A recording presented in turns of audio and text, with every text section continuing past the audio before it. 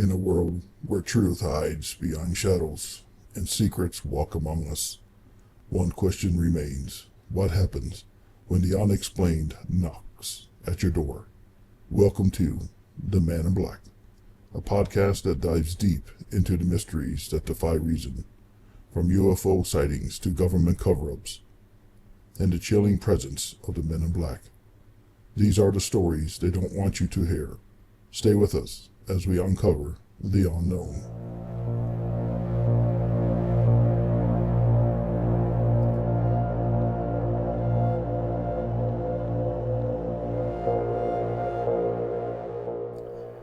Today, we're diving into another compelling and disturbing early incident in the history of ufology, which also occurred just weeks before the famous Roswell incident, an event known as the Kenneth Arnold sighting.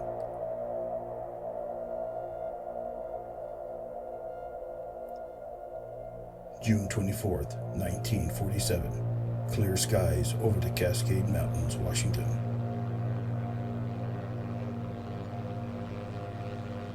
Kenneth Arnold, a successful businessman and an experienced pilot, is flying his Kel Air A2, not looking to be placed in the history books, but on a routine search for a downed military plane near Mount Rainier.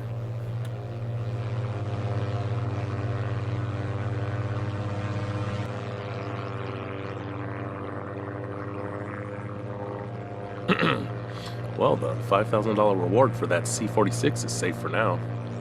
Clear day, beautiful view. What was that?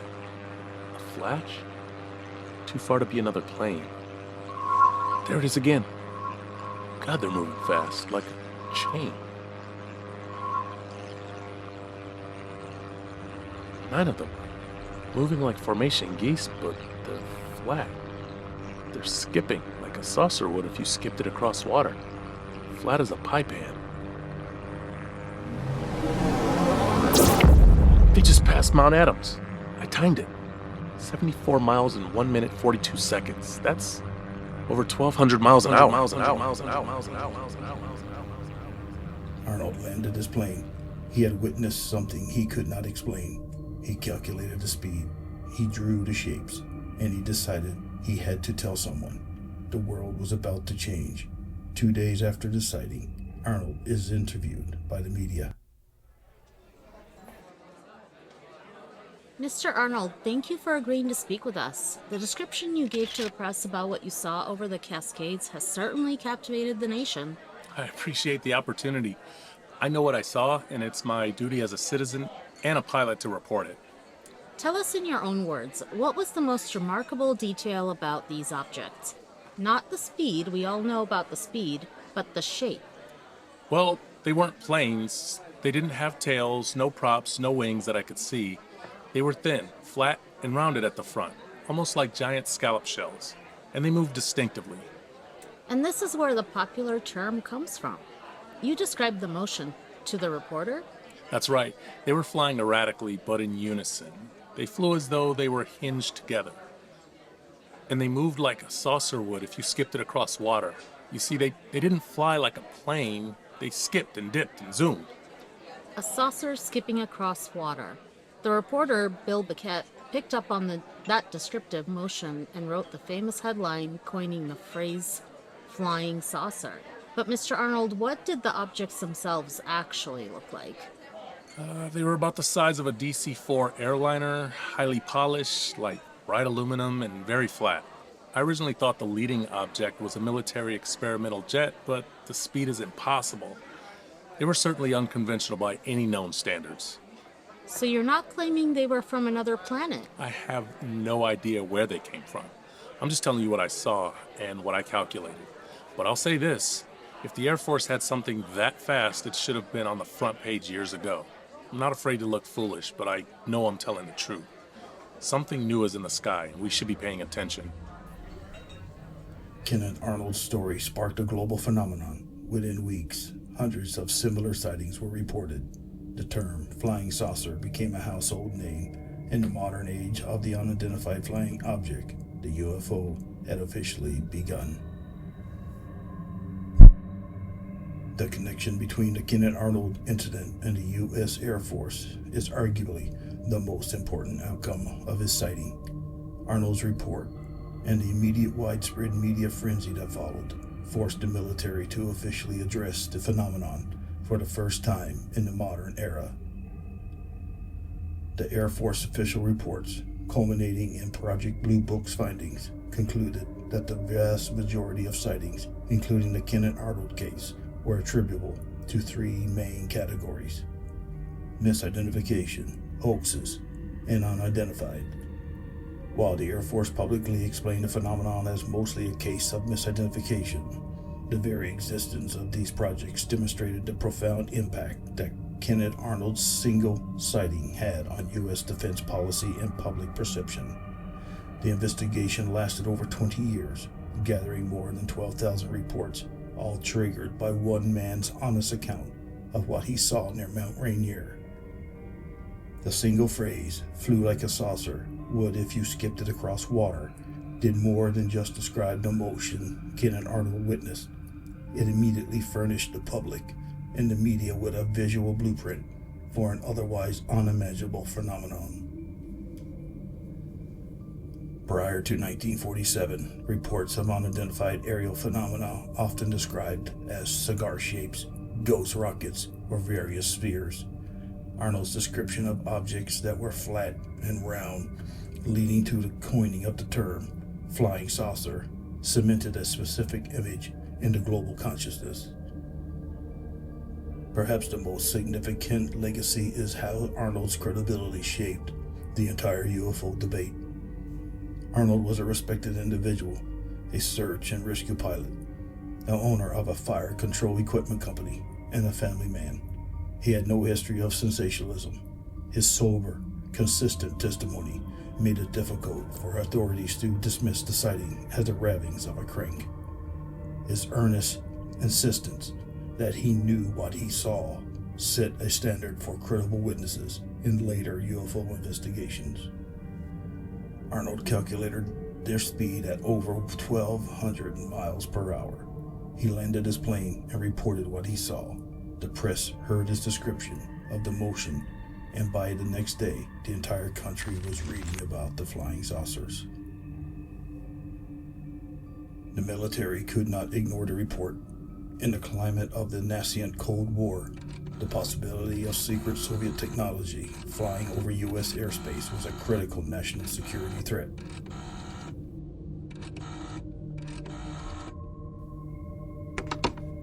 Major General George Goldgen ordered an immediate investigation. 2 officers from Hamilton Field, Captain William Davidson and Lieutenant Frank Brown, were dispatched to Yakima to interview Arnold. They wanted drawings, details, everything. I gave them precise calculations and diagrams. I told them I even saw one of the objects wobble when it banked, like it was trying to hold its elevation.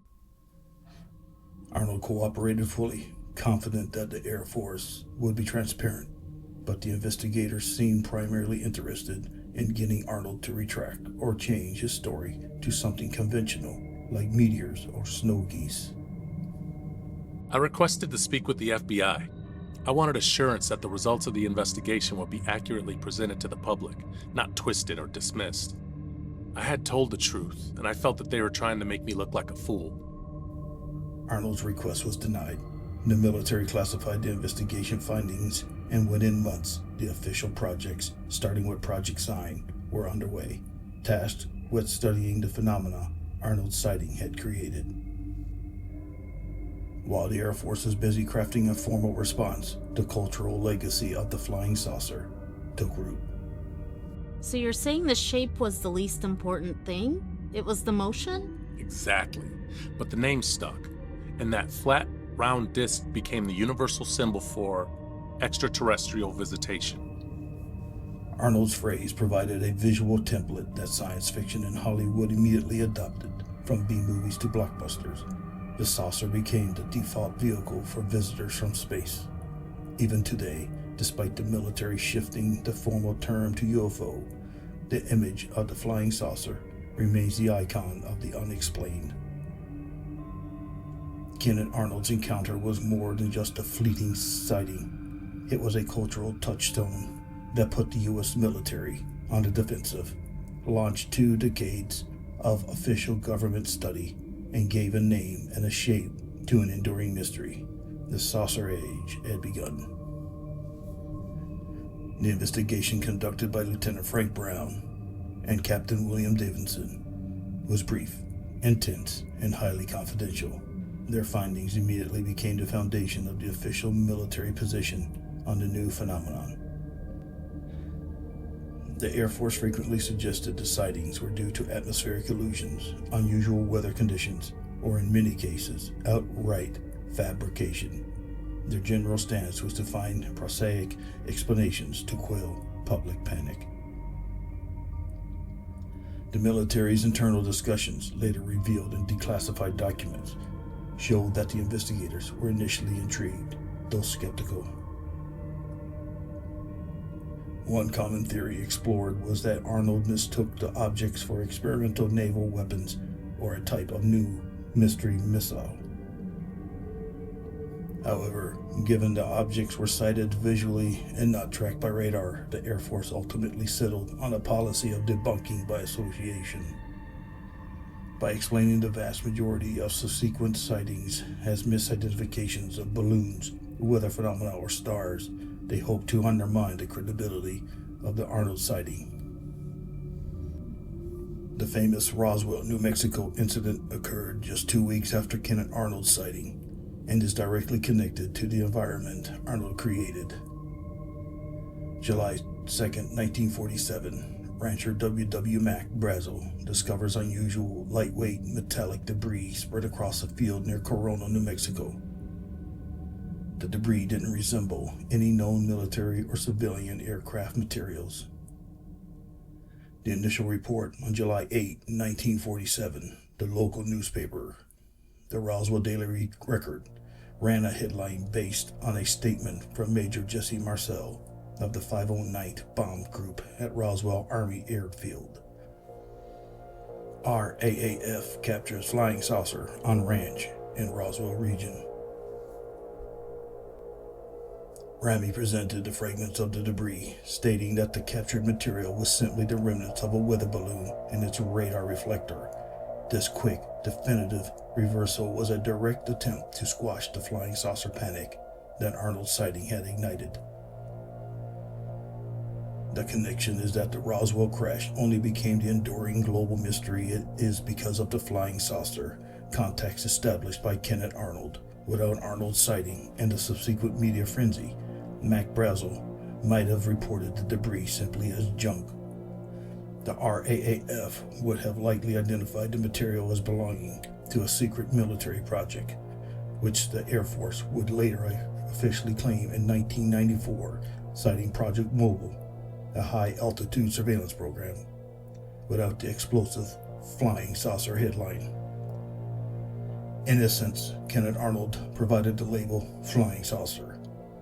That, when applied to the Roswell debris by an overzealous RAAF public information officer, created the most famous UFO conspiracy in modern history. If you enjoyed today's journey into the shadows, subscribe and share, because the next story might be yours. Until then, keep your eyes open and your secrets closed. Stay safe, keep your doors locked, and for the sake of everything, keep watching your rearview mirror. This was The Man in Black.